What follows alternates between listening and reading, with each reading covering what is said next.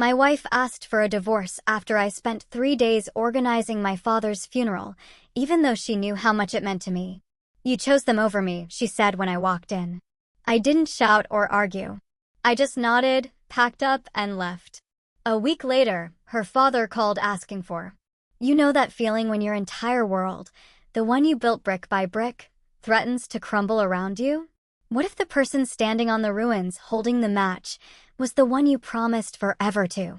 And what if, in that moment of absolute betrayal, a ghost from your past, your estranged, difficult father, suddenly offered you the only way out? The sterile chill of my Boston office, high above the glittering, indifferent city, usually felt like a sanctuary. But that night, as I stared at my phone, the name Dad fading as the screen went dark, the world tilted on its axis. My father was dead. A heart attack, they said. Quick and painless. I knew better. Nothing about Frank Caldwell's life had ever been quick or painless. I ran my palm over the smooth, cold mahogany of my desk, my gaze sweeping across the magnificent skyline. I was Ethan Caldwell, 42 years old, and I'd built a private security empire from nothing, something my father, a hardened Marine turned construction worker, had never quite understood. It was late, as usual, when Sarah appeared in the doorway. My wife. Her sleek blonde hair cascaded over her shoulders, catching the low light. Even after 15 years, she still moved with that quiet grace that had first drawn my eye at a charity gala, where I'd been providing security and she'd been serving champagne and ambition in equal measure. My father died, the words felt hollow, like I was speaking them to someone else. There was a beat of silence, just a beat, before she spoke. Oh, when's the funeral? I need to arrange it. I stood, already mentally cataloging the endless list of tasks. I'll be heading to Vermont tonight. Probably be there a few days. A shadow crossed her face, quick and almost imperceptible. But the Thorns party is this weekend, Ethan. We've been planning for months. Your contacts will all be there. My jaw tightened.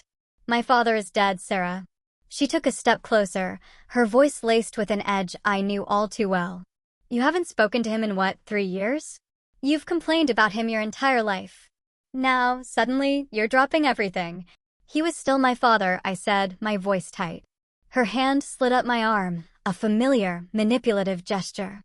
And I'm your wife. We have plans, responsibilities, opportunities. Send flowers. Make a donation. But you don't need to upend our lives for a man who never approved of them. Gently, I removed her hand. I'm going to Vermont. I'll be back when it's done. I packed methodically, dark suits, crisp dress shirts, and the watch he'd given me when I graduated high school.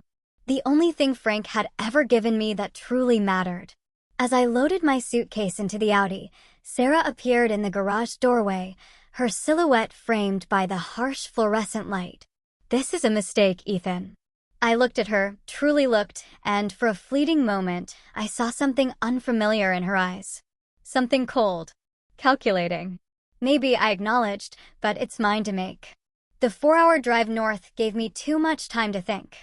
About Frank, the man who'd raised me alone after my mother's death with all the tenderness of a drill sergeant.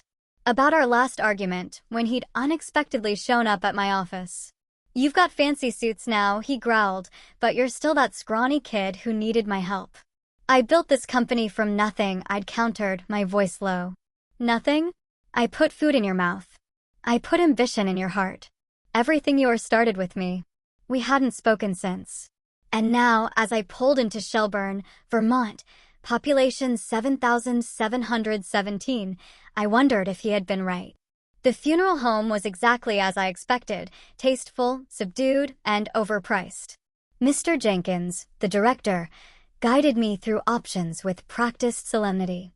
Your father was well respected in the community, he offered. Military honors would be appropriate. Yes, I agreed. And I want his friends from the construction company invited. Open bar afterward. When my phone buzzed with Sarah's name, I sent it to voicemail. By midnight, I'd secured the church, arranged for the casket, and drafted an obituary.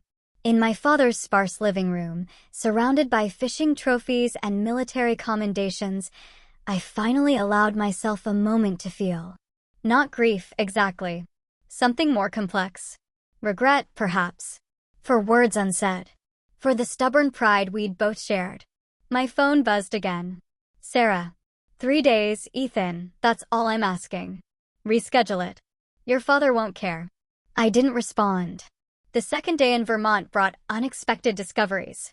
In his bedroom closet, behind rows of flannel shirts and worn jeans, I found a small fireproof safe. The combination, my birthday, opened easily.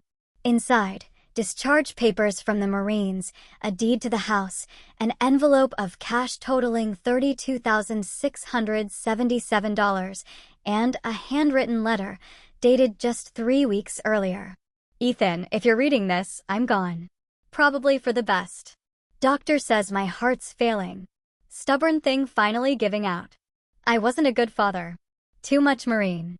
Not enough dad. But I was always proud. Even when I couldn't say it. That security company of yours. You built something real. Something that helps people. I bragged about you to anyone who'd listen. The money's for whatever you need. No strings, no lectures. Frank Caldwell, USMC, retired. I read it twice, the simple words a punch to the gut, then folded it carefully into my pocket. My phone rang. Sarah again. What? I answered, my voice tight. The Thorns are asking specifically about you, she said without preamble. Julian wants to discuss their overseas expansion. This could be worth millions to us, Ethan. Julian can wait. Tell him I'm burying my father. I already did.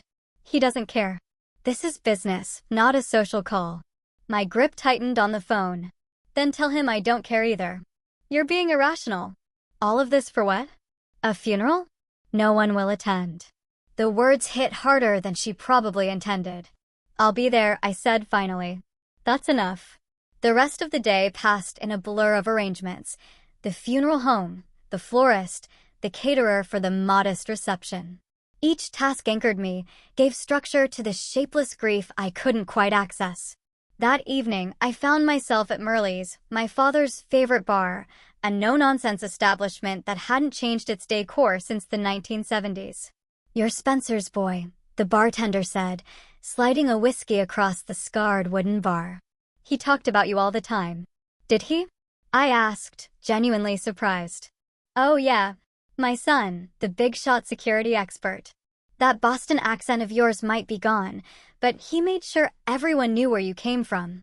The idea that my father had been proud, had spoken of me regularly, shifted something fundamental in my understanding of our relationship.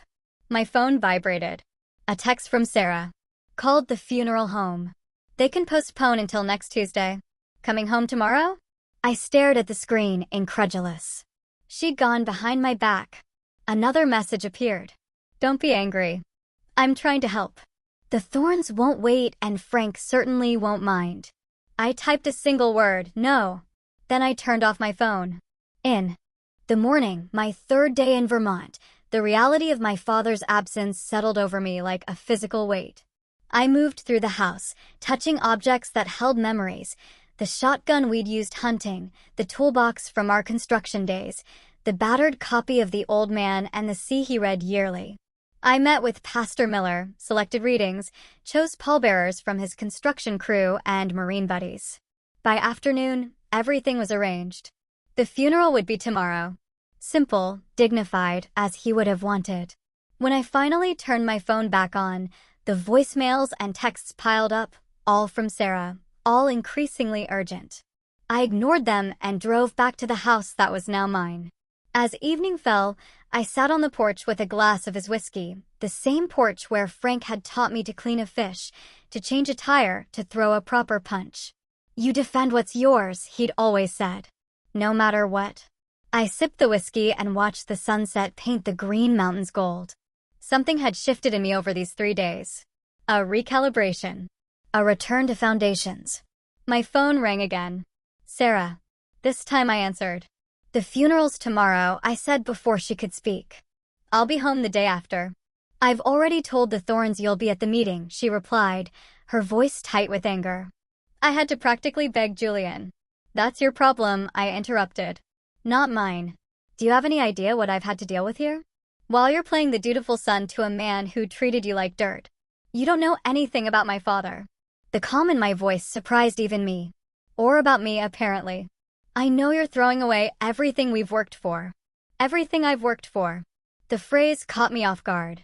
You've worked for? But she was already moving on. Just come home, Ethan.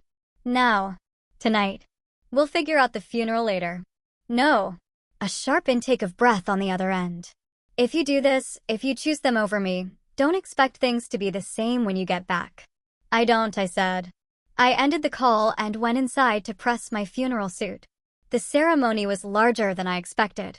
My father, gruff, hard-edged Frank Caldwell, had apparently touched more lives than I'd realized.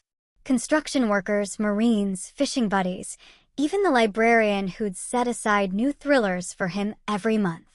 I delivered the eulogy with steady composure, speaking of duty, honor, and the complicated love between fathers and sons.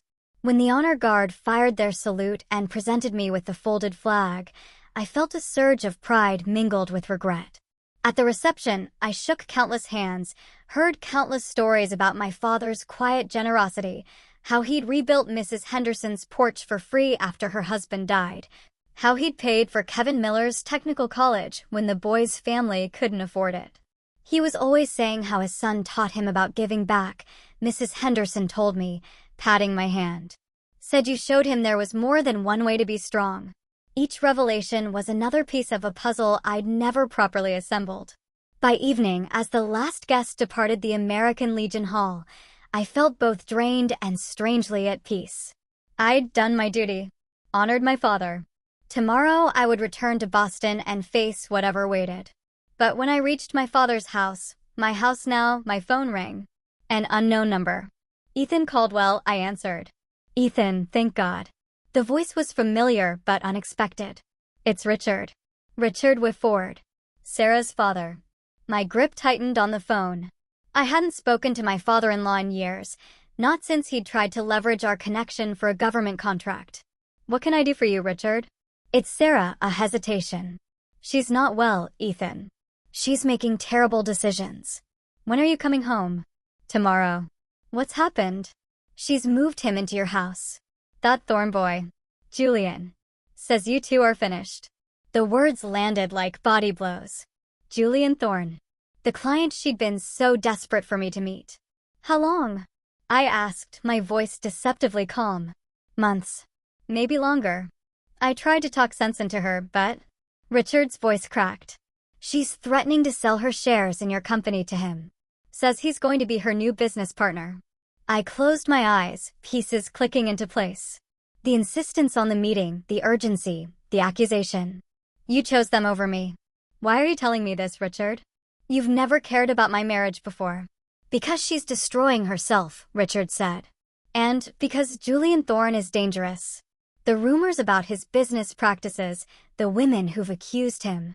I may not have been supportive of your marriage, but I never wanted to see my daughter ruined. What exactly do you want from me?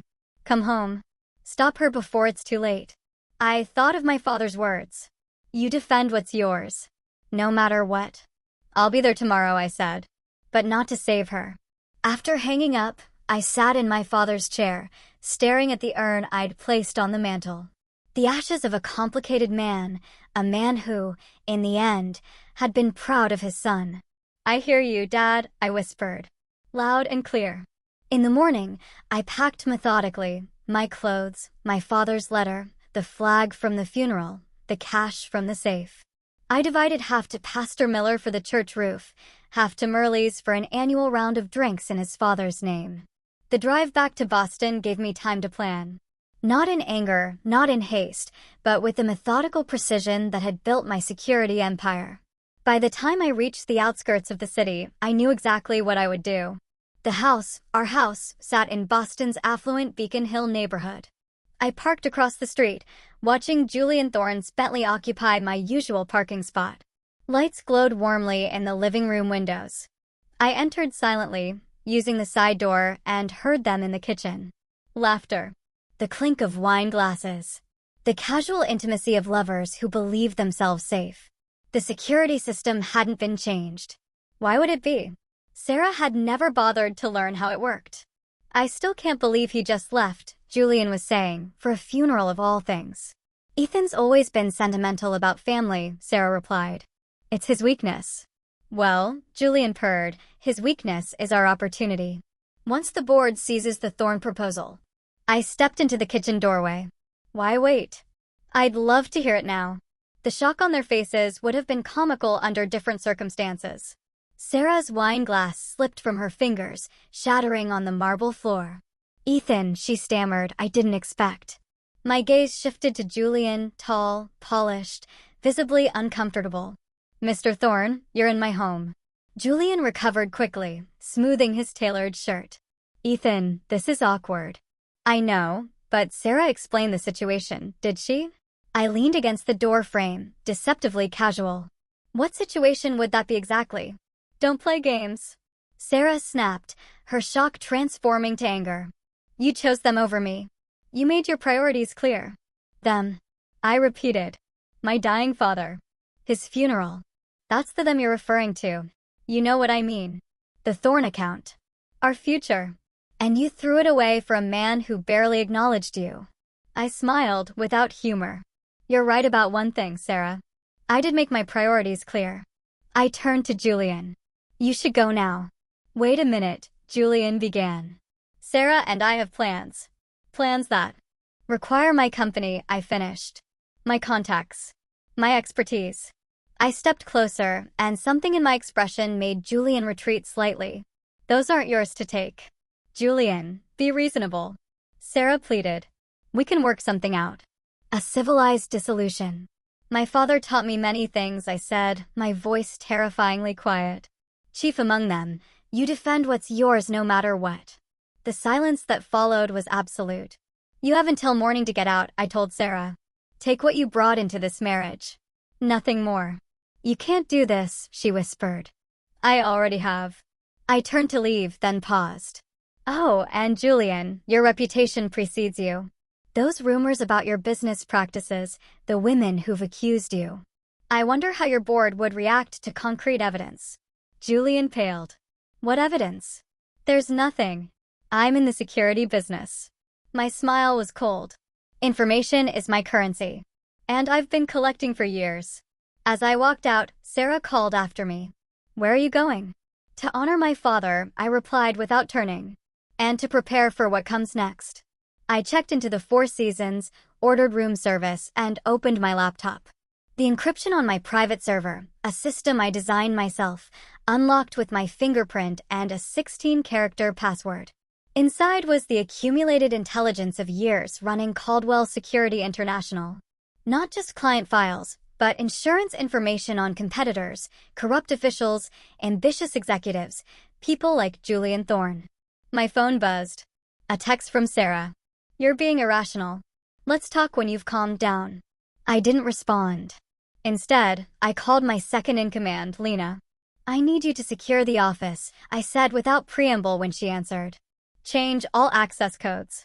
Freeze all executive authorizations except yours and mine. Something I should know about, boss? Lena's voice was calm. In 5 years working together, I'd never heard her panic. Sarah's been compromised, and she'll likely try to access sensitive information. A beat of silence.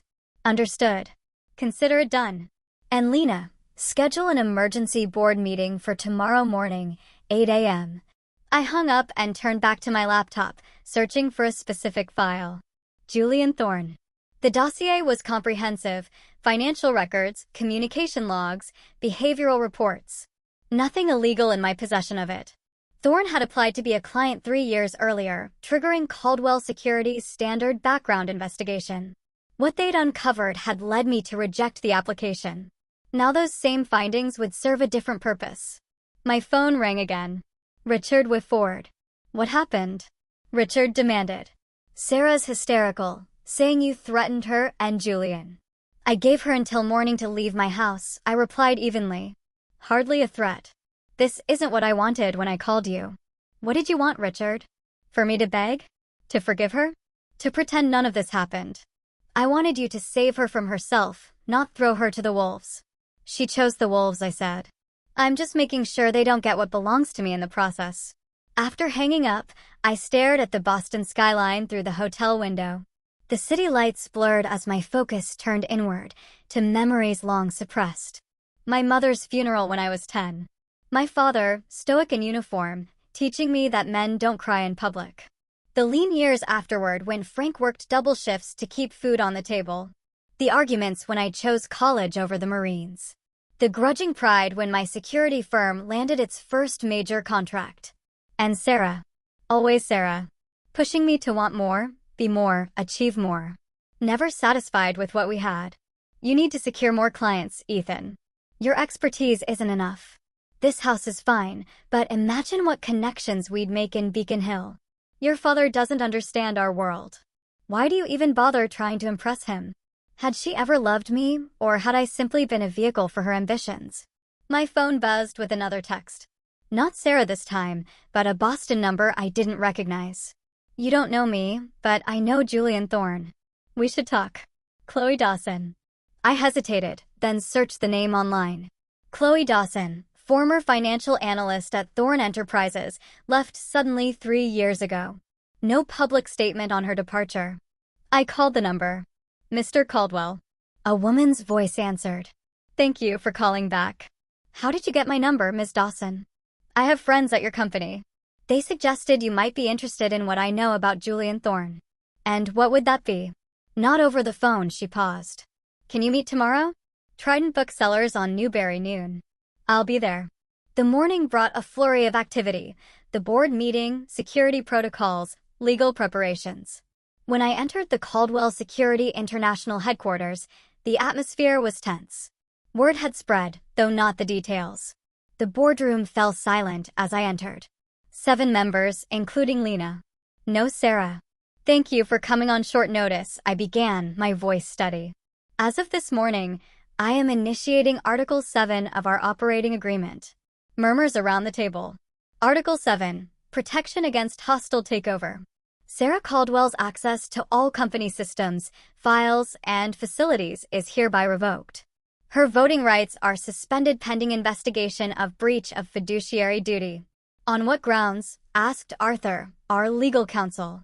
I slid folders across the table, one to each board member. Evidence that Mrs. Caldwell has been sharing proprietary information with Julian Thorne of Thorne Enterprises, violating her non-disclosure agreement and potentially compromising client security. The room temperature seemed to drop. These are serious allegations, Ethan, said Eleanor, our chief financial officer. Is this personal? My marriage is irrelevant to these proceedings, I replied. The evidence speaks for itself. Page 3 details 7 instances of unauthorized access to client files. Files pertaining specifically to government contracts that would interest Thorne. The next hour was methodical questions concerns. Eventually, a unanimous vote supporting my actions. As the meeting adjourned, Lena lingered. There's more to this, isn't there? She asked when we were alone. Yes, I said, checking my watch. And I'm about to find out what. Trident Booksellers was busy with the lunch crowd when I arrived. Chloe Dawson was easy to spot, mid-30s, sharp eyes, professional attire. Thank you for meeting me, she said as I sat across from her. I've been following your company for years. You've built something impressive. You didn't ask to meet about my company, I replied. Tell me about Julian Thorne. She smiled slightly. Direct. I appreciate that. She opened her tablet and slid it across the table. 3 years ago, I was analyzing acquisition targets for Thorne Enterprises. I discovered irregularities in how they vetted these companies. What kind of irregularities? They weren't looking for profitable businesses. They were looking for vulnerabilities. She tapped the screen, showing a spreadsheet. Companies with key government contracts. Companies with proprietary technology. Companies with compromised leadership. Understanding dawned. They identify executives with exploitable weaknesses. Exactly. Gambling debts, affairs, substance abuse. She met my eyes. Or spouses with ambition beyond their means. My jaw tightened. Sarah was targeted. I believe so. When I raised concerns, I was terminated. Threatened with legal action if I spoke out. She took back the tablet. I've been gathering evidence since then. Waiting for the right ally. What do you want from me? Protection. And a platform. Together, we can stop Thorn before he destroys more companies, more lives. I considered her carefully. You're taking a significant risk approaching me. Lesser risks haven't yielded results. She handed me a small drive. Everything I have is here. Whether you use it is your decision. As she stood to leave, I asked, why me? Why no? Because you just buried your father, she said simply. And men like you, men with something to protect beyond themselves, are rare in our world. The drive contained exactly what she promised: internal Thorn documents, recorded conversations, financial trails. A methodical campaign to infiltrate and control companies with valuable government contracts, including Caldwell Security. By evening, I had corroborated enough to be convinced. This wasn't just about my marriage. It was about a systematic attack on everything I'd built. My phone rang. Sarah again. This time I answered. You've gone too far, she said immediately. The board really. Did you think I wouldn't protect my company? Our company, she corrected. I've been part of Caldwell Security since the beginning. As what? Window dressing? A social secretary. My voice remained calm. You brought nothing but connections, Sarah. Connections you're now trying to leverage against me. That's not stop lying. I cut her off. I know about Thorn's targeting strategy. I know you were approached over a year ago. Silence on the other end. What I don't know, I continued, is when you stopped being my wife and became his asset. You don't understand, she finally said, her voice smaller. Julian showed me what we could become. The contracts we could secure. The power we could wield. We already had everything we needed. No, you had everything you needed. Your company. Your rigid principles. Your approval seeking from a father who couldn't even express basic emotion. Her voice hardened. What about what I needed? And what was that exactly? More? Always more. The naked ambition in her voice was startling. Do you know what it's like to be constantly hungry? To never feel satisfied. I know what it's like to be betrayed, I replied. By someone I trusted completely. Don't be melodramatic. This is business. No, Sarah. This is war. I paused. And you fired the first shot. After hanging up, I stared at the drive from Chloe Dawson, then at my father's letter, which I'd kept in my pocket since finding it. I wasn't a good father. Too much Marine, not enough dad. Perhaps I hadn't been a good husband either. Too much security expert, not enough partner. But none of that justified what Sarah and Thorn were attempting. I picked up the phone and called Lena. How quickly can we implement Operation Firewall? I asked. The contingency plan. 24 hours, give or take. She sounded surprised. Are we under threat? Yes, I said. And it's time we responded accordingly. Operation Firewall had been designed as a last resort. A complete security lockdown and strategic realignment in case of catastrophic breach. It had never been implemented. Until now. Over the next day, I worked with Lena and a select team to sever all potentially compromised connections.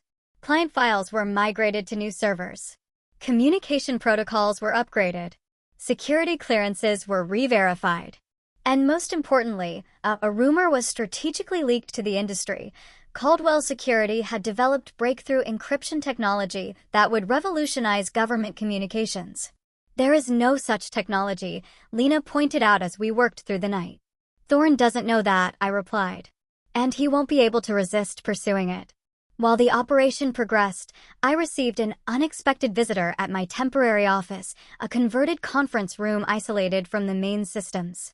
Mr. Caldwell, the receptionist, called over the intercom. There's a David Miller here to see you. Says he's an old friend of your father's. I frowned. The name was unfamiliar. Send him in. The man who entered was in his 60s, with the weathered look of someone who'd spent a lifetime outdoors. Military posture. Watchful eyes. Thank you for seeing me, he said, extending a calloused hand. David Miller. I served with your father in Desert Storm. I don't recall him mentioning you, I said, shaking the hand firmly. No reason he would have. We weren't close after the service. Miller glanced around the office. Impressive operation you've got here. Frank was proud. So, I've heard recently, I said, gesturing to a chair. What can I do for you, Mr. Miller? Actually, I'm here to do something for you. Miller sat, setting a worn leather briefcase on his lap. Your father contacted me about 3 months ago, asked me to hold on to something for him. Said if anything happened to him, I should wait until after the funeral to deliver it to you. From the briefcase, he withdrew a sealed envelope. Frank said you'd know what to do with it when the time came. Miller placed it on the desk. Also said to tell you, the ghosts are always watching. I stared at the envelope. What does that mean? Marines speak. In our unit, ghosts were the eyes you couldn't see. The surveillance you never detected until it was too late. Miller stood. Your father was a good man, Ethan. Tough as hell, but good.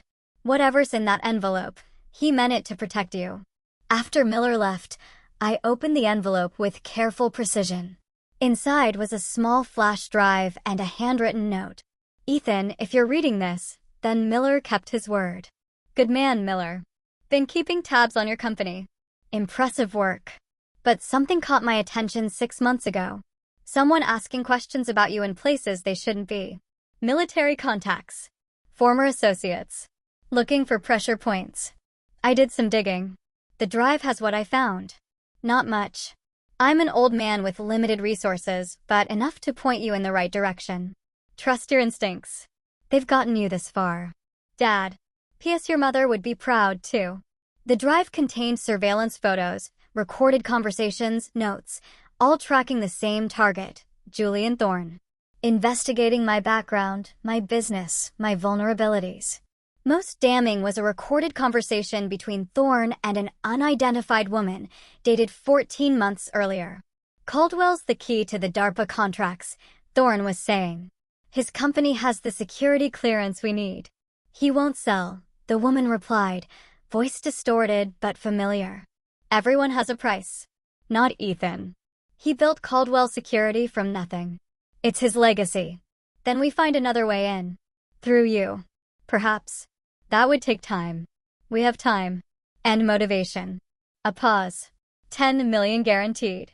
Plus a position on my executive team. All you have to do is help me acquire what's already half yours. I played the recording twice, my expression hardening. The woman was Sarah, her speech patterns unmistakable despite the distortion. My father had known. Had been investigating. Had been protecting me even in our estrangement. The ghosts are always watching. I called Lena immediately. Change of plans, I said when she answered. I need a complete background check on everyone. Who's had contact with Sarah in the last 18 months? And I need to know where Julian Thorne was 3 nights ago when I came home early. That's a lot of surveillance data to sort through. Focus on Beacon Hill first, specifically any vehicles registered to Thorne Enterprises. While Lena worked, I contacted Chloe Dawson. I need more, I said when she answered. Financial transactions between Thorne and my wife. Communication records. Anything that establishes a timeline. I suspected this went deeper than business, she replied. I'll send what I have within the hour. By nightfall, the picture was devastatingly clear. Sarah had been recruited by Thorne 14 months earlier. Their affair had begun shortly after. And the target had always been Caldwell Security's government contracts, particularly the recent DARPA cybersecurity initiative, worth $350 million. My phone buzzed with a text from an unknown number. We should talk. For Sarah's sake. Julian Thorne. I stared at the message, my father's voice echoing in my mind. You defend what's yours. No matter what. I typed back. Boston Harbor Hotel Bar. 9. As I waited, I made one final call to Richard Whitford. Did you know? I asked without preamble. Know what? Richard's voice was wary. That your daughter was selling my company out from under me? That she's been Thorne's asset for over a year.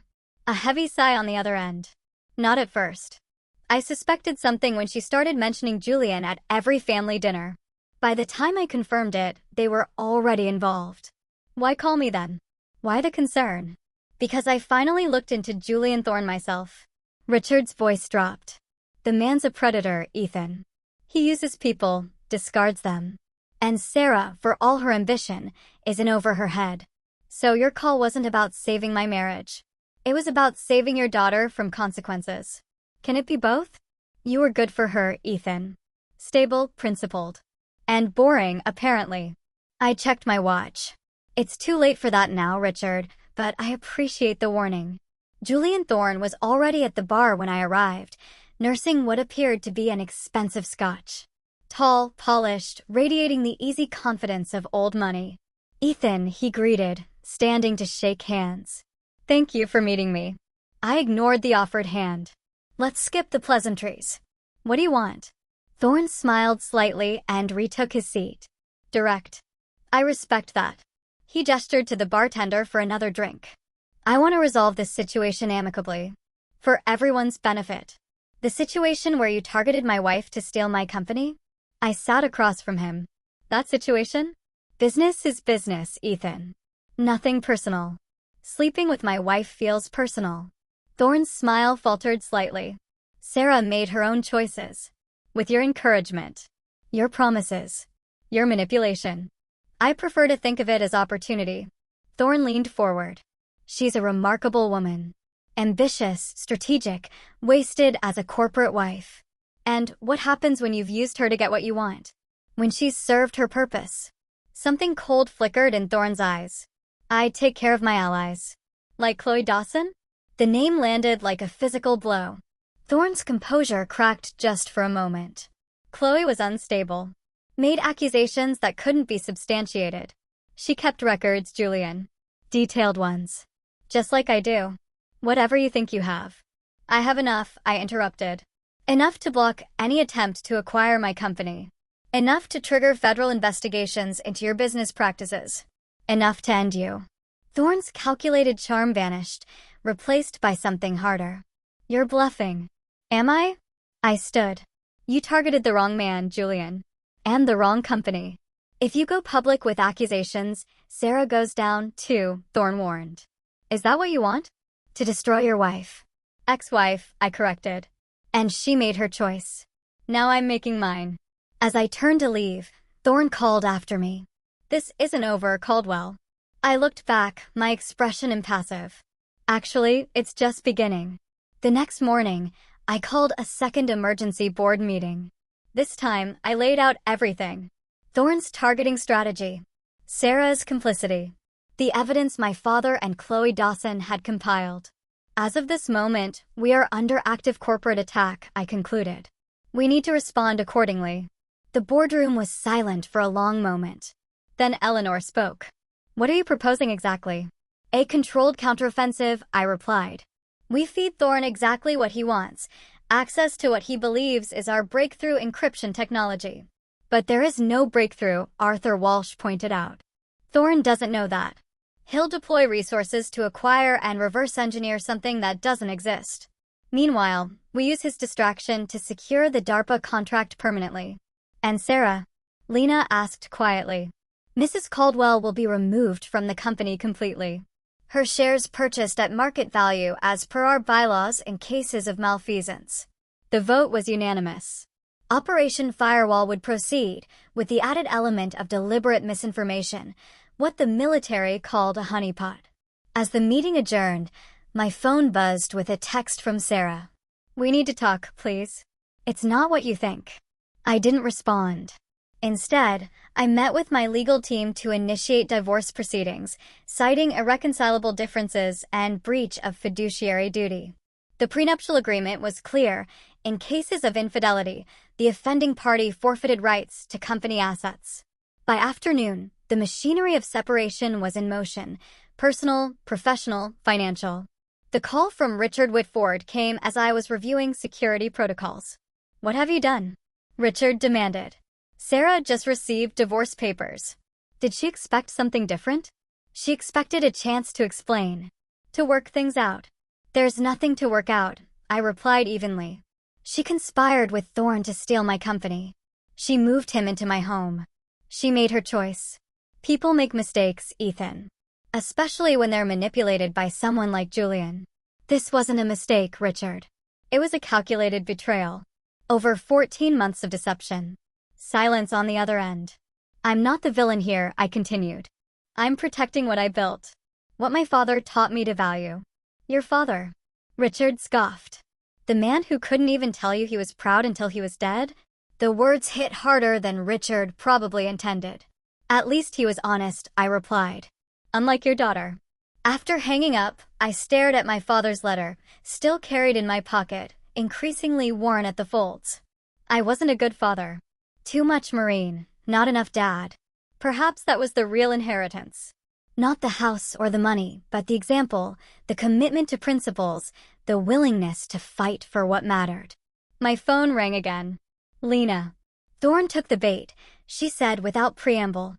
His team just requested a demonstration of the breakthrough technology for potential investment. Perfect. Schedule it for next week. Maximum security protocols. Full documentation of everyone who attends. And if they try to steal it during the demonstration, that's exactly what we want, I replied. Corporate espionage carries federal penalties, especially when it involves technology supposedly designed for DARPA. As evening fell, I returned to the Four Seasons, now my temporary residence until the divorce was finalized. In the hotel bar, I spotted a familiar face, Chloe Dawson, nursing a glass of wine. Celebrating? I asked, taking the seat across from her. Observing, she corrected. The word's out that Caldwell Security has a revolutionary encryption technology. Thorne's people are scrambling to position themselves. Good. It won't be enough, you know. She studied me over her glass. Thorne has contingencies for his contingencies. And your wife, ex-wife, I corrected. She knows your company intimately, your methods, your weaknesses. What are you suggesting? Chloe set down her wine. That standard corporate warfare won't be sufficient. Thorne doesn't just want your technology or your contracts. He wants to absorb your entire operation, your reputation, your legacy. And to do that, he needs you out of the way. Precisely. She leaned forward. How far are you willing to go to protect what's yours? The question echoed my father's words so precisely that I almost smiled. What did you have in mind? A more personal approach. She slid a folder across the table. Thorne's real vulnerability isn't his business. It's his reputation. His carefully constructed image. Inside the folder were photos, documents, testimonials, evidence of misconduct far beyond corporate maneuvering, sexual harassment, financial coercion, blackmail. Where did you get this? I asked, my voice low. I wasn't the only one Thorne discarded when I became inconvenient. Her eyes hardened. There are others. Many others. All willing to speak now, with the right protection. I studied the material carefully. Using it would mean crossing a line, moving beyond business into something more personal, more devastating. Think about it, Chloe said, standing to leave. But don't take too long. Thorne isn't known for his patience. Alone with my thoughts, I considered my options. The corporate strategy was sound, legal, clean, but potentially insufficient against an adversary willing to use any means necessary. My father's voice again. You defend what's yours no matter what. My phone buzzed. Another text from Sarah. Please just hear me out. One conversation. This time I replied, tomorrow, 10 a.m. The office. Then I called Lena. I need everything we have on Julian Thorne's personal life, I said. Every scandal, every rumor, every skeleton. Are we changing strategies? No, we're expanding them. I paused. And I need you to arrange a meeting with someone else. Victoria Thorne. Julian's wife. Boss, that's crossing a line. It's a line Thorne crossed first, I replied. When he moved into my home. The next morning, Sarah arrived at my office precisely at 10 o'clock. She looked somehow both defiant and vulnerable. Designer clothing contrasting with shadowed eyes. Thank you for seeing me, she said, taking the seat I indicated. You have 10 minutes, I replied, keeping the desk between us. Use them wisely. I made a mistake, she began. A terrible one. But it wasn't what you think. Enlighten me. Julian approached me last year. Yes, but it was about a potential partnership, not what it became. She twisted her wedding ring, still worn, I noted. He was persuasive. Showed me projections, opportunities, things we could achieve together. We. I repeated. You and I? Or you and him? All of us. Caldwell Thorne Security. A global powerhouse. And when did it become more than business? She hesitated. Julian is attentive. He noticed things, remembered details, made me feel valued. As what? An equal? Or as access to what he really wanted? It wasn't like that. Not at first. She looked down. The affair, it only started 3 months ago. After that argument we had about the Sullivan contract. I remembered. A heated disagreement about accepting a client with questionable ethics, but enormous resources. So, because I maintained standards, you found someone who didn't. Because you never listened. Her composure cracked slightly. Everything was always about your principles, your vision, your company. When was the last time you asked what I wanted? What did you want, Sarah? Recognition. Respect. A voice in decisions. Her eyes met his. I built connections for this company. I brought in clients. I entertained and worked and smoothed paths. And still, I was just Ethan's wife to everyone that mattered. For a moment, just a moment, I felt a flicker of understanding. Then I remembered the recording. 14 months. $10 million. The calculated betrayal. 3 minutes left, I said. Make them count. Sarah's expression hardened. I want to negotiate. A clean break. I withdraw all claims to company shares in exchange for a settlement. You have no leverage here, Sarah. The prenup is clear. Your infidelity forfeits any claim. Infidelity has to be proven. And corporate law supersedes marital agreements when it comes to business assets. I almost smiled. Now I was seeing the real Sarah. Calculating. Strategic. You have nothing to negotiate with, I said. Your access is revoked. Your allies are exposed. Even your lover is reconsidering his investment in you. What are you talking about? Thorne met with 3 potential replacements yesterday. Young, ambitious women who could provide the same access you promised. The color drained from her face. You're lying. Am I? I slid a folder across the desk. Surveillance photos from Caldwell Securities' considerable resources. Julian Thorne dining with a succession of attractive, professional women. He's upgrading, Sarah. Trading in for a newer model. This doesn't mean anything, she whispered, but her hands trembled as she closed the folder. Your time's up, I said, standing. The divorce proceedings are filed. Your belongings from the house will be delivered to wherever you're staying. I assume that's with Julian. She stood as well, regaining some composure. You think you've won, but this isn't over. Julian has resources you can't imagine. Oh, so do I. I walked to the door. Resources? My father helped me discover. Your father, she scoffed. The man was a tyrant who couldn't express basic human emotion. And you're just like him. I opened the door. No, Sarah. Worse. As she left, I felt something shift inside me. The last vestiges of the marriage we'd shared falling away, replaced by cold resolve. My phone buzzed with a text from Lena. Meeting confirmed. Victoria Thorne, 2 p.m. The battle lines were drawn. Operation Firewall was in motion. And Ethan Caldwell, son of Frank, protector of legacies, was prepared to defend what was his, no matter the cost. Victoria Thorne met me at a discreet cafe in Cambridge, neutral territory, far from financial districts and corporate surveillance. She wasn't what I expected. Where Julian projected polished aggression, Victoria radiated quiet intelligence, elegant but understated, with observant eyes that assessed me carefully. Mr. Caldwell, she greeted me, extending a manicured hand. I must admit, your invitation was unexpected. Mrs. Thorne, thank you for meeting me. I took the seat across from her. I appreciate your discretion. Discretion has become something of a specialty, a small, practiced smile. Oh, I'm curious why the CEO of Caldwell Security would request a meeting with me rather than my husband. Because this conversation concerns you both. And because I suspect you already know why I'm here. Something flickered in her expression, a calculation. Julian mentioned negotiations with your company.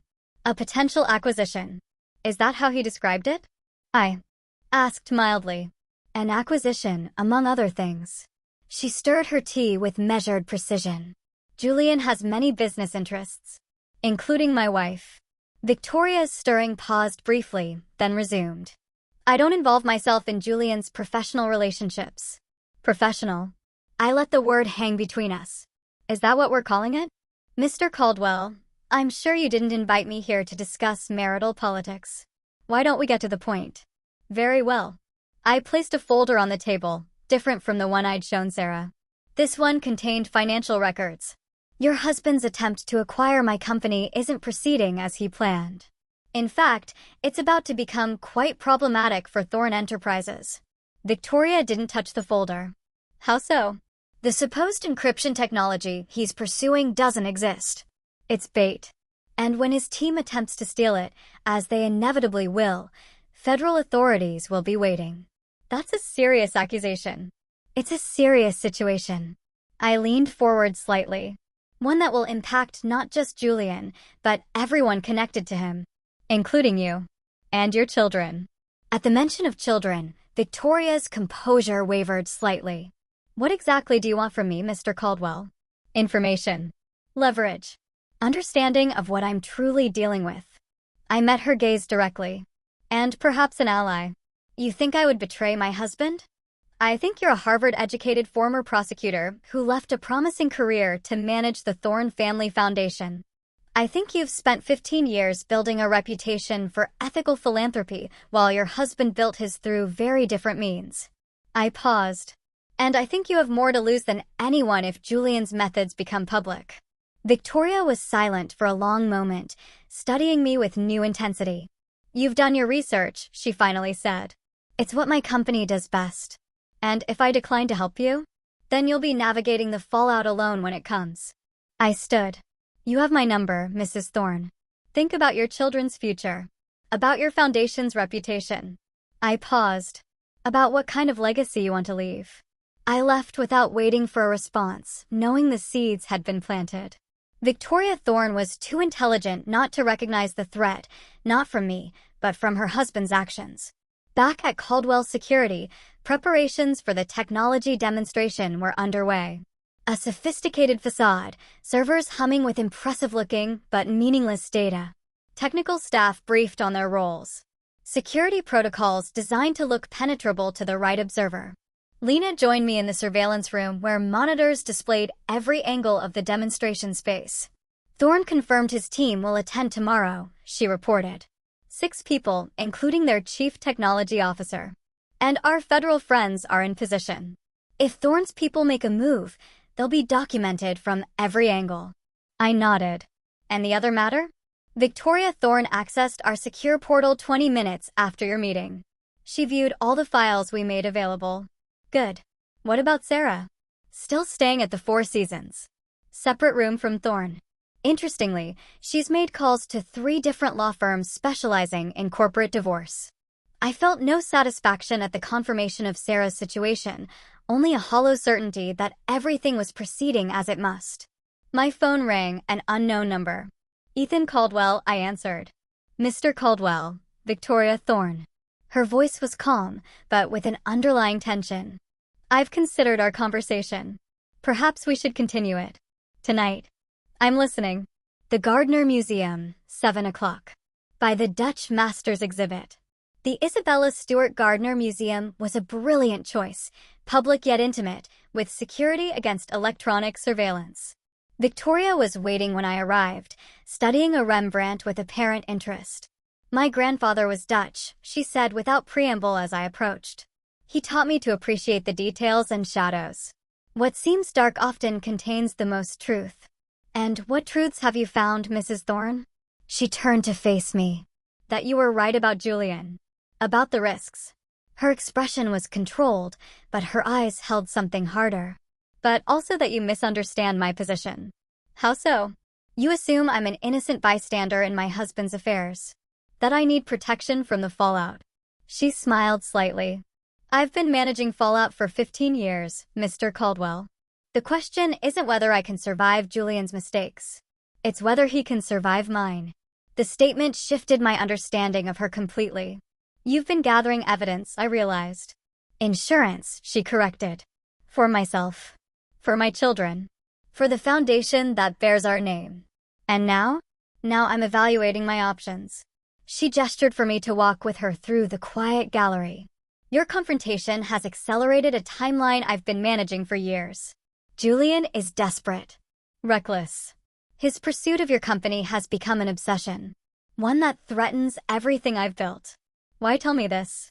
Because you've created a perfect storm, Mr. Caldwell. Federal attention. Corporate vulnerability.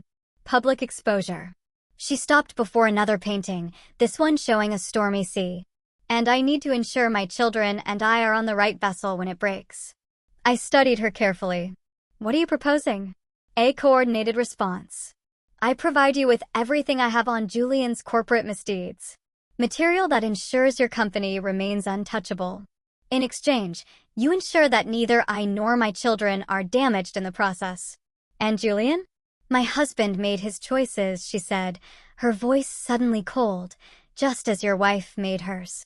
The alliance was unexpected, but strategically perfect.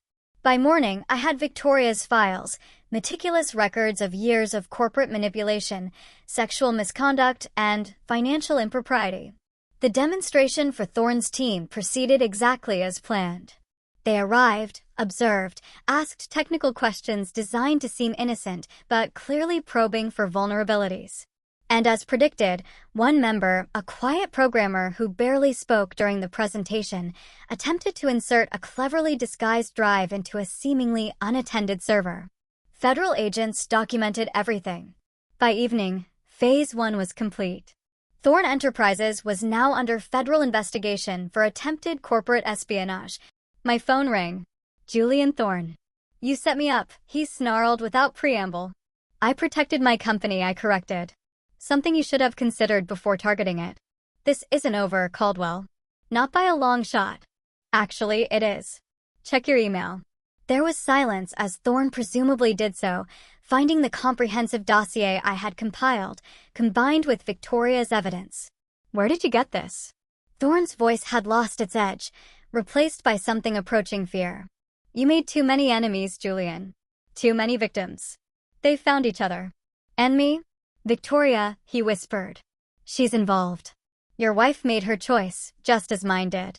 After hanging up, I turned to Lena, who had been monitoring the call. Prepare for counterattacks, I instructed. Thorne will be desperate now. He'll try anything. Already on it, she confirmed. But there's something else you should know. Sarah's been trying to access her old files through various back channels. Unsuccessfully, but persistently. What's she looking for? Based on the directory she's attempting to reach, client contact information, specifically government contracts. I nodded, understanding. She's trying to salvage something. To bring to Thorne. A peace offering. Looks that way. Let her keep trying. Each attempt strengthens our legal position. That night, as I reviewed security protocols in my hotel suite, my phone rang again. Richard Whifford. What have you done? Richard demanded. Federal agents interviewed Sarah today. I defended my company, I replied evenly. The government is very interested in attempted theft of security technology. She could face charges, Ethan. Criminal charges. 10 to 20 years. She attempted to sell classified information, Richard. That's the definition of espionage. She's my daughter. Your wife. Ex-wife, I corrected. And she made choices with clear consequences. This isn't justice. It's vengeance. You're destroying her. No, Richard. She destroyed herself.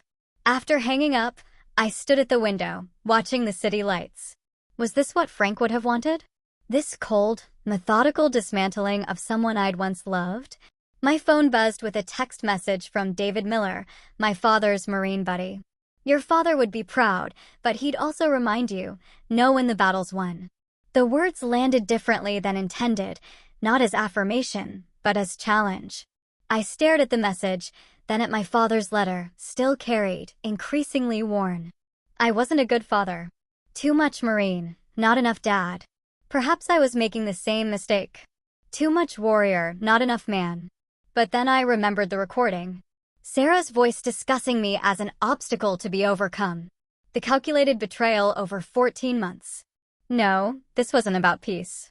This was about justice. About consequences. The battle wasn't won.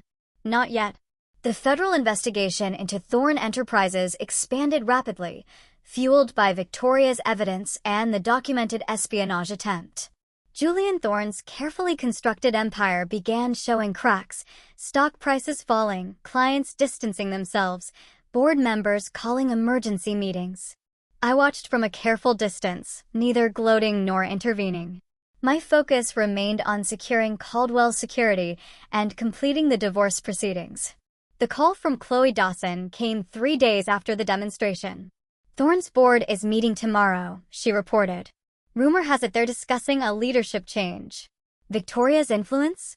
I asked. Partly, but mostly fear. No one wants to go down with him. And Sarah? Isolated. Desperate. She's been trying to contact former clients, offering insider information in exchange for positions, investments, anything. The news should have satisfied me. Yet, it left a strange emptiness. My phone buzzed with another text. Sarah, I have nothing left. Are you happy now? I didn't respond. Instead, I called Lena. I need everything we have on Sarah's recent activities. Every call, every meeting, every attempt to access company information. Planning another move against her? Lena asked cautiously. Planning to understand what we're still facing. The report arrived an hour later, comprehensive and disturbing. Sarah hadn't just been trying to salvage relationships. She'd been actively shopping sensitive information about Caldwell Securities government contracts, offering details that could compromise national security protocols. I stared at the evidence, a cold fury building. This wasn't just betrayal of our marriage or my company. This was betrayal of everything I'd built my reputation on, the security and safety of clients who trusted me. I made 2 calls. The first to my federal contacts, alerting them to the national security implications. The second to Arthur, Caldwell Securities legal counsel. I need to add charges to the divorce filing, I explained. And prepare for potential criminal complaints. Ethan, Arthur said carefully. I understand your anger, but this crosses into territory that could have severe consequences for Sarah. She crossed that territory first, I replied. When she tried to sell information that could put lives at risk. The machinery of justice moved swiftly after that. Federal agents interviewed Sarah again, this time with much more serious implications. Her assets were frozen, pending investigation. Her passport was flagged. The call from Richard came that evening, frantic, desperate. They're saying she could face espionage charges, Ethan. 10 to 20 years. She attempted to sell classified information, Harold. That's the definition of espionage. She's my daughter. Your wife. Ex-wife, I corrected. And she made choices with clear consequences. This isn't justice. It's vengeance. You're destroying her. No, Richard. She destroyed herself. After hanging up, I sat in silence. My father's urn now placed on the hotel room desk. Was this what Frank would have wanted? This cold, methodical dismantling of someone I'd once loved?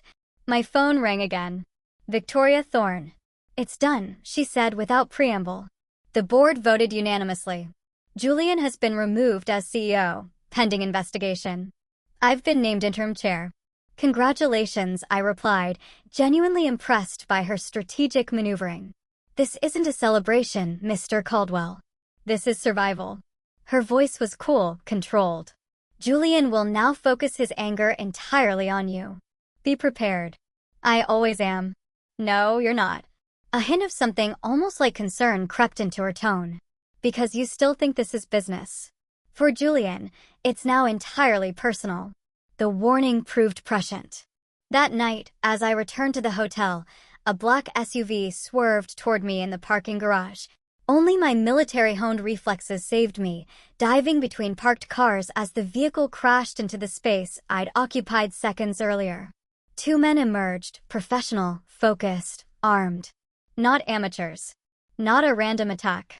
I moved silently through the shadowed garage, using parked cars as cover. My training, both military and from years in security work, guided my movements. When the first man rounded a sedan, I was waiting. The fight was brief, efficient. I disarmed him with practiced precision, using the man's momentum against him. The second attacker appeared moments later, more cautious, but equally determined. This confrontation lasted longer, more brutal. A knife appeared. I felt the sting as it grazed my arm. Then the satisfying impact as I broke the man's wrist. When both attackers lay unconscious, I called not the police, but my own security team. This was company business now. Secure them, I instructed when Lena arrived with 2 operatives. I want to know who hired them. You need medical attention, Lena pointed out, eyeing the blood seeping through my sleeve. Later. This takes priority. The attackers were transported to a secure Caldwell facility, one used for training scenarios and equipment testing. The interrogation was professional, methodical. No violence needed, just the slow, systematic dismantling of resistance. By morning, they had confirmation. Julian Thorne had hired them through intermediaries, with instructions to deliver a message. Message delivered, I murmured, examining the stitches in my arm, just not the one he intended. With this evidence, I contacted my federal liaison again, Agent Gomez. Attempted murder added to Thorne's growing list of charges. But the escalation troubled me. Thorne was becoming increasingly unstable, increasingly dangerous, and that made him unpredictable. My phone rang, an unknown number. Ethan Caldwell, I answered cautiously.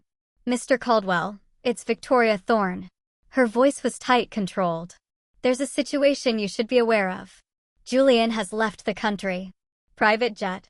Unauthorized departure from a small airfield outside the city. The federal authorities are already alerted, but that's not why I'm calling. A pause. Before he left, Julian accessed our private accounts, transferred significant funds. And he mentioned Sarah. My grip tightened on the phone. What about her? He said she still had something valuable. Something worth salvaging. Victoria's voice dropped. He said she was his insurance policy. The implications were clear. If Sarah still had access to classified information she hadn't yet divulged, she represented both a vulnerability and an asset. Where is she now? I asked. Unknown. She checked out of the Four Seasons yesterday morning. After hanging up, I immediately called Lena. I need Sarah's current location. Now. Already tracking it, Lena replied. After the garage incident, I put surveillance on everyone connected to Thorne, Sarah included. And last confirmed sighting was at her father's house in Cambridge. 20 minutes ago, she left in Richard's car. Direction, east, toward Logan Airport. My mind raced through scenarios. If Sarah was planning to join Julian, she'd need to clear immigration. With her passport flagged, that should be impossible. Unless Julian had provided alternative documentation. Given his resources, entirely plausible. Alert federal authorities, I instructed. And get me everything on Richard Whitford's movements in the last 24 hours. As I drove toward Logan, I called Richard directly. No answer. Voicemail full. My next call was to my federal contact, Agent Gomez. Sarah Caldwell may be attempting to flee the country, I explained. Possibly with classified information. Possibly to join Julian Thorne. We're already on it, Gomez assured me. All terminals are covered. If she shows, we'll intercept. But something didn't feel right. Sarah was many things, but stupid wasn't one of them. The obvious route would be too risky. Check private airfields, I suggested. Thorne left from one. She might try the same. Already done. Nothing matching her description. Another possibility occurred to me. One that made my blood run cold. What about boats? I asked. Harbor departures. A pause on the other end. Let me check. Yes. A private yacht cleared for departure 30 minutes ago, registered to Richard Whitford. My grip tightened on the steering wheel. Heading international waters, then presumably to a non-extradition country. I need harbor patrol. Now. The marina was chaos when I arrived. Federal agents, harbor patrol, local police. In the distance, just visible, a sleek yacht cutting through the harbor waters. We've ordered them to return, Agent Gomez informed me. No response. Coast Guard is scrambling vessels, but it'll take time. I need a boat, I said simply. Minutes later, I was speeding across the harbor in a commandeered patrol vessel, Agent Gomez and 2 armed officers alongside. The gap was closing, but slowly. The yacht, clearly high-powered, maintained its lead. They'll hit international waters in 20 minutes, the pilot warned. After that, jurisdiction gets complicated. My mind raced through options, discarding each as insufficient. Then I remembered something from my military days. A technique for disabling vessel engines from a distance. Do you have a Barrett sniper rifle on board? I asked the senior officer. Standard equipment. Why? Because I need to stop that boat without harming anyone on it. The officer looked skeptical, but nodded to his colleague who retrieved the rifle from a secure cabinet. You qualified on this? He asked as I took the weapon. Marine Corps training, plus some additional expertise. I positioned myself at the bow, calculating distance, wind, vessel movement. I need to get closer. Within 800 yards. The patrol boat surged forward, gaining ground on the fleeing yacht. As we closed to effective range, I steadied myself against the rolling motion, focused the scope, and identified my target, the exposed engine compartment near the stern. One shot, then another, precisely placed to disable without catastrophic damage. The yacht's speed immediately dropped. Black smoke billowing from the engine compartment. Not destroyed, but efficiently crippled. Within minutes, they had pulled alongside. Federal agents boarded first, securing the vessel. I followed, scanning for Sarah. I found her in the main cabin, surrounded by agents.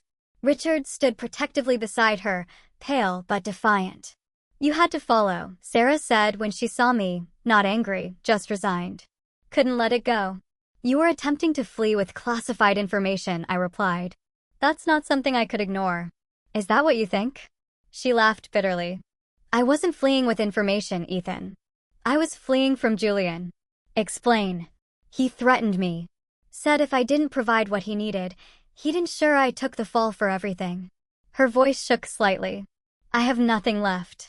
No money. No reputation. Nothing worth protecting except my freedom.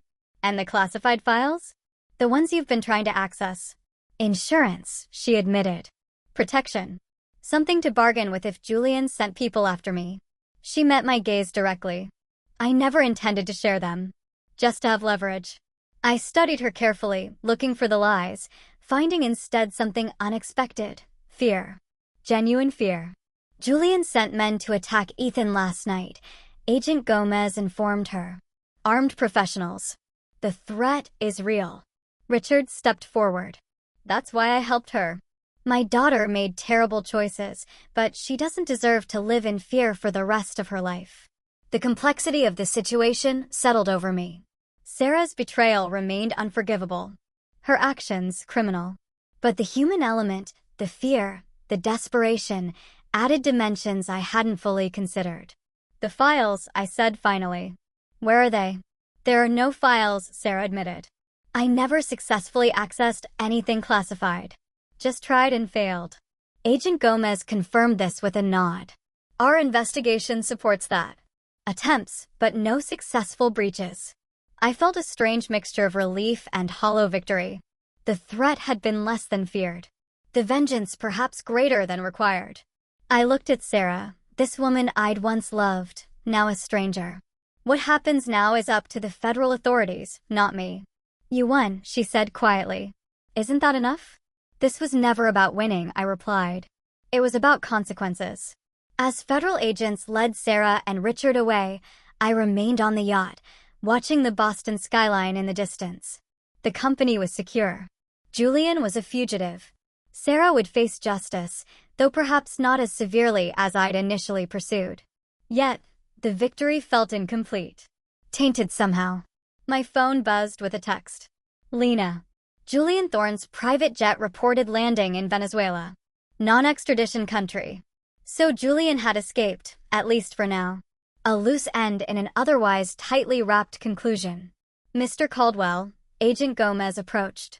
We're ready to head back. I nodded, taking a last look at the water. My father's voice seemed to whisper across the waves. Know when the battle's won. Perhaps it was. Perhaps it was time. To focus on rebuilding rather than retribution. As we returned to shore, I made a decision.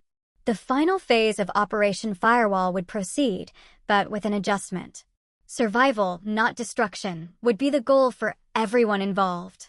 6 months later, I stood at the window of my office, watching snow fall on Boston's financial district. Caldwell Security International had not just survived the Thorne crisis. It had emerged stronger, securing the DARPA contract and expanding into new markets. The door opened behind me. Lena, with the quarterly reports. Numbers look good, she said, placing the folder on my desk.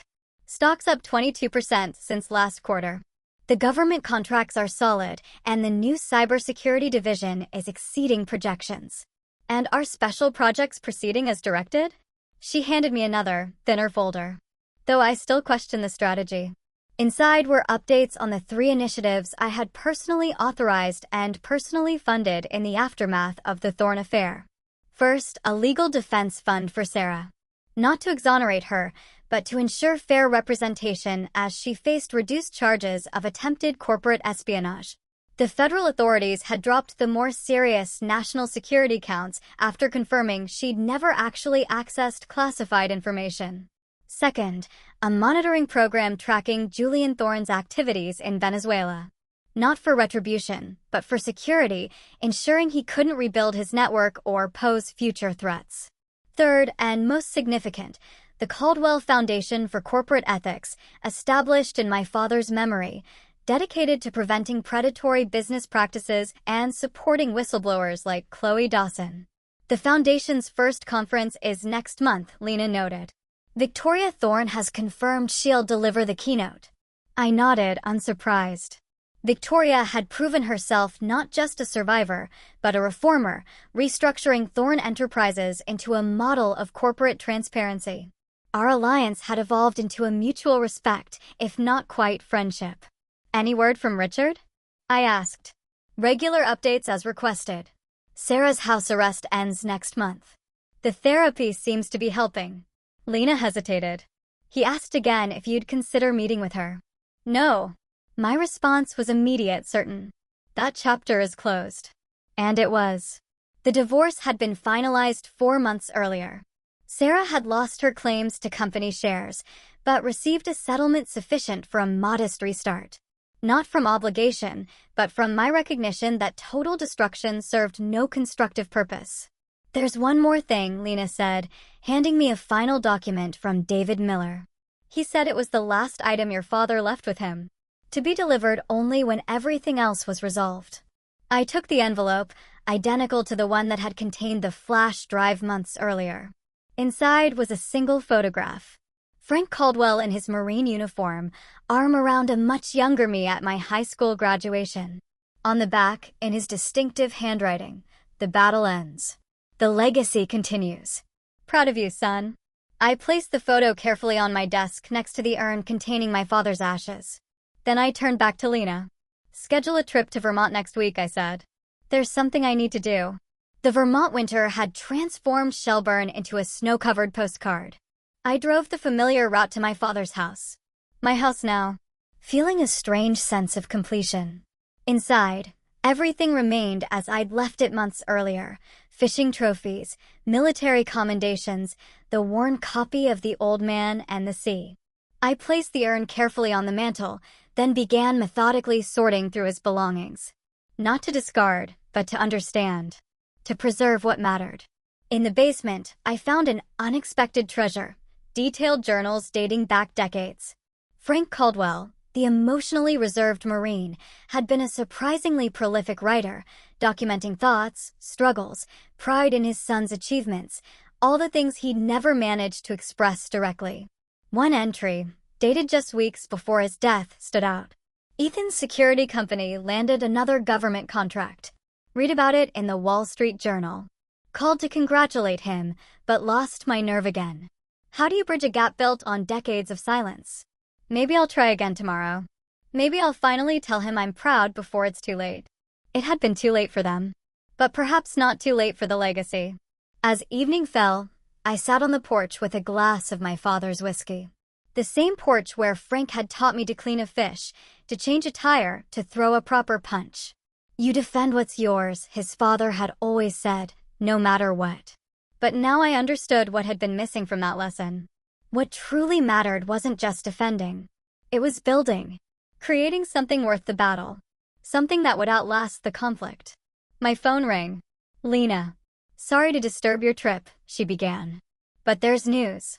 Julian Thorne was found dead in his Venezuelan compound. Apparent suicide. I absorbed this silently, feeling neither satisfaction nor remorse. Just the closing of a chapter. There's more, Lena continued. Chloe Dawson has accepted the position as ethics officer for the foundation. And Victoria Thorne has proposed a joint initiative between our organizations focused on corporate accountability. Approve it, I said. And Lena, take the rest of the day off. You've earned it. After hanging up, I raised my glass to my father's urn. Lesson learned, Dad, I said quietly. Battle won. Legacy secured. The snow continued falling as darkness settled over Vermont. In the distance, the Green Mountains stood silent, enduring like the foundations my father had built, like the company I had protected, like the principles that had guided us both. Not perfect men, either of them. Too much warrior in their blood. But men who understood the value of what they built, the importance of what they defended. And in the end, perhaps that was enough. So, after all of that, after battling betrayal and building a new legacy, I have to ask, where do you draw the line? Is it ever truly over? Let me know your thoughts in the comments below. I'm genuinely curious to hear what you all think.